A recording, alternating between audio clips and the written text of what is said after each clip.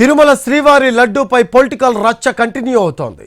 స్వచ్ఛమైన ఆవు నెయ్యితో తయారు చేసిన శ్రీవారి లడ్డూ ప్రసాదాల్లో జంతువుల కొవ్వును కలిపారు అంటూ సంచలన వ్యాఖ్యలు చేశారు సీఎం చంద్రబాబు. 2024 జూలై 2న ప్రసాదం శాంపిల్స్ను ల్యాబ్కు పంపారు.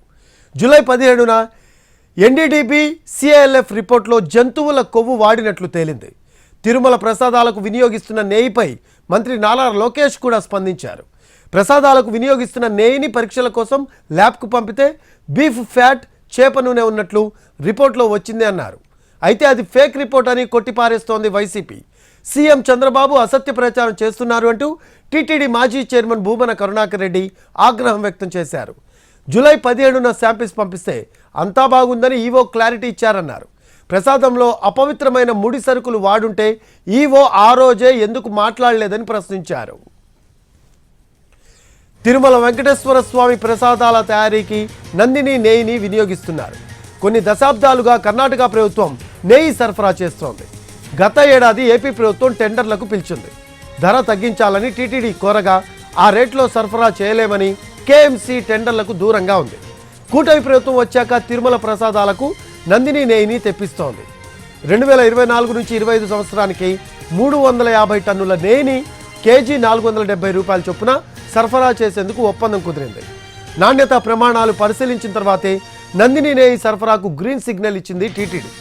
అయితే ఈ నెలలో ఇప్పటికే 5000 టన్నుల నెయ్యిని తిరుమలకు సరఫరా చేసింది కేఎంఎఫ్. శ్రీవారి లడ్డూల తయారీకి వాడిన నెయ్యిపై భక్తులు ఆందోళన వ్యక్తం చేస్తున్నారు.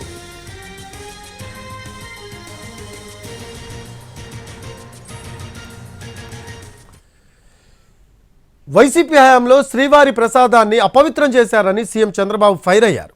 లడ్డూ తయారీలో నెయ్యికి బదులు జంతువుల కొవ్వు వాడారన్నారు. ఇప్పుడు తాము స్వచ్ఛమైన నెయ్యి వాడుతున్నామని చంద్రబాబు చెప్పారు.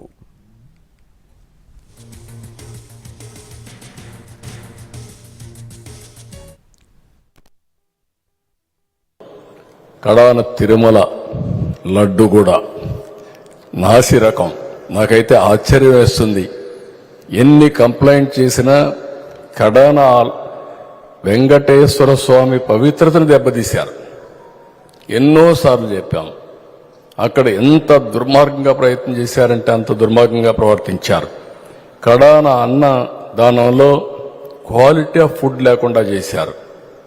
దేవుని దగ్గర పెట్టే ప్రసాదం అపవిత్రం చేసే విధంగా ఓసారి బాధేస్తుంది.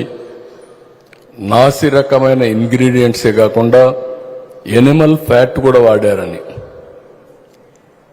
ఏది గీకు బదులు స్వచ్ఛమైన గీదెమన్నాం, ప్రక్షాళన చేయమన్నాం. నాణ్యత పెరిగింది, ఇంకా కూడా నాణ్యత పెంచుతాం. కడాన తిరుమల లడ్డు కూడా నాసి రకం. నాకైతే ఆశ్చర్యం వేస్తుంది.